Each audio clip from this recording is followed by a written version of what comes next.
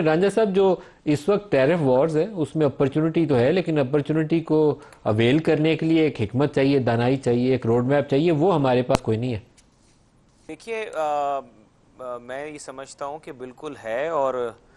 ये अपॉर्चुनिटी पाकिस्तान का जो पोटेंशियल है, हमारी इंडस्ट्री का पोटेंशियल है, ज़ाहिर है कोशिश तो हम कर रहे हैं।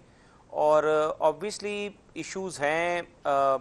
एनर्जी का इशू साथ में है, टैरिफ्स के इश्यूज़ हैं, जिसके बीच में इन अपॉर्चुनिटीज़ को अवेल करने के लिए और इससे कुछ फ़ायदा उठाने के लिए हमें जो कॉस्ट्स हैं उनको नीचे लेके जाना पड़ेगा उस लेवल पे पहुंचने के लिए। But I am very much sure about the leadership of Shahbaz Sharif साहब कि वो इन चीज़ों को बहुत अच्छी तरह, इकोनॉमी को माजी में भी उनकी और उनकी टीम ने बड़ी अच्छी तरह सिचुएशन को हैंडल किया है और आगे भी, बिकॉज जिस तरीके की एक हो रही है, अगर हम अपनी और इस पे काफ़ी वर्किंग भी जारी है कि प्राइम मिनिस्टर साहब और उनकी जो टीम है उसमें जो टेक्निकल लोग हैं, वो ये जो रेड टेप्स हैं और बॉटल नेक्स हैं उनको रिमूव करने के लिए प्राइम मिनिस्टर साहब खुद छोटा सा भी कोई चीज़ या डॉक्यूमेंट, कोई चीज़ डिले हो जाए जिसकी वजह से कोई प्रोसेस रुक रहा हो, कोई डेवलपमेंट का या कोई इकॉनमी रिलेटेड इशू हो, तो वो खुद उसको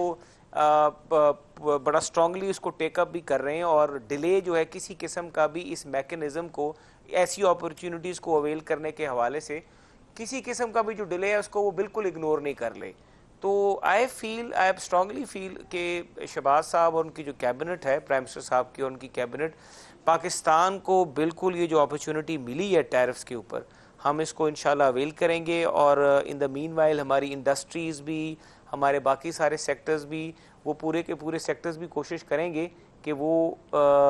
इस अपॉर्चुनिटी को अच्छे सर, तरीके से अवलीन अवेल तरजीह कर तो सकें। रांझा साहब ये होनी चाहिए कि आपका आधा टेक्सटाइल सेक्टर इस वक्त मुसीबत में है। बिजली की कीमतें और वो पॉलिसी रेट तो नीचे लाना ही लाना है, लेकिन टेक्सटाइल सेक्टर वैसे ही मुसीबत में है। तो आपको एक वो BMR होता है, बैलेंसिंग मॉडर्नाइजेशन रिप्लेसमेंट ऑपरेशन, वो पूरा टेक्सटाइल सेक्टर के लिए एक पैकेज लाना पड़ेगा कि जो बंद पड़े हुए हैं यूनिट्स वो चल पड़े। जो कारोबारी लोग यहाँ से छोड़ छोड़ के दूसरे हमारे करीब करीब खित्ते के ममालिक में चले गए हैं, उनको ऑफर्स करें कि भैया वापस आओ, अपॉर्चुनिटी है, यहाँ पैसा लगाओ, ज़्यादा कमाओगे। तो उसके लिए आपको एक साजगार फिजा बना के माहौल बनाना पड़ेगा और उनको कायल करना पड़ेगा कि यहाँ फैक्ट्री लगाओ बजाय बांग्लादेश जाने के या कहीं और जाने के।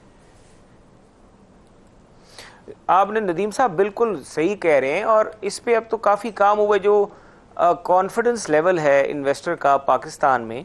अब वो दोबारा से स्टेबिलिटी पाकिस्तान में, मैं समझता हूँ कि पाकिस्तान में अभी काफ़ी हद तक स्टेबिलिटी इन ऑल सेगमेंट्स जो है वो पाकिस्तान में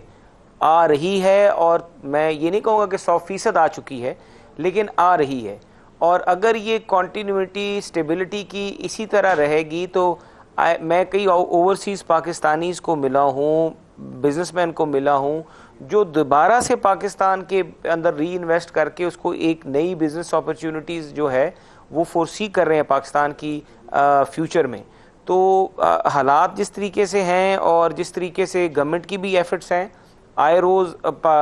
इंटरनेशनल लेवल की जो कॉन्फ्रेंसेस हैं वो हो रही हैं, पाकिस्तान में हो रही हैं, हमारे मरकज़ी दारुल हुकूमत में हो रही हैं, जिसके बीच में उनका जो कॉन्फिडेंस लेवल है इन्वेस्टर्स का, ख़ास तौर पे जो पाकिस्तानी इन्वेस्टर्स पाकिस्तान से चले गए थे या जो ओवरसीज़ पाकिस्तान में डिफरेंट सेक्टर्स में इन्वेस्टमेंट्स करते हैं, उसको रिवाइव करने के हवाले से, उसको दोबारा से कॉन्फिडेंस लेवल को बहाल करने के हवाले से काफ़ी एफर्ट्स हुई हैं। और उन एफर्ट्स का जिक्र अब US में भी जो है बिजनेसमैन जो है, बिजनेस कम्युनिटी जो है US की, वो भी अब पाकिस्तान को खुद पिच कर रही है कि हम आने वाले वक्त में अगर कहीं पे पैसे उनके इन्वेस्टर्स ने भी लगाने तो वो भी पाकिस्तान का, ख़ास तौर पे जो माइंस एंड मिनरल वाला जो साइड है, जो एनर्जी वाला साइड है और एग्रीकल्चर भी, इन जगहों के ऊपर वो काफ़ी ज़्यादा उनका इंटरेस्ट है कि वो पाकिस्तान के बीच में सरमायाकारी करें। तो ये सारी एफर्ट्स हैं अब आपके सामने है। इंशाल्लाह हम ये नहीं कहेंगे कि 100% ये सब चीज़ें हासिल हो चुकी हैं, बट हम उस रास्ते पर हैं, हमारी रफ्तार जो है वो मुस्तहकम है और हम यकीन रखते हैं कि इंशाल्लाह ताला ये जल्द ही हम अपनी मंजिल पे पहुंचेंगे।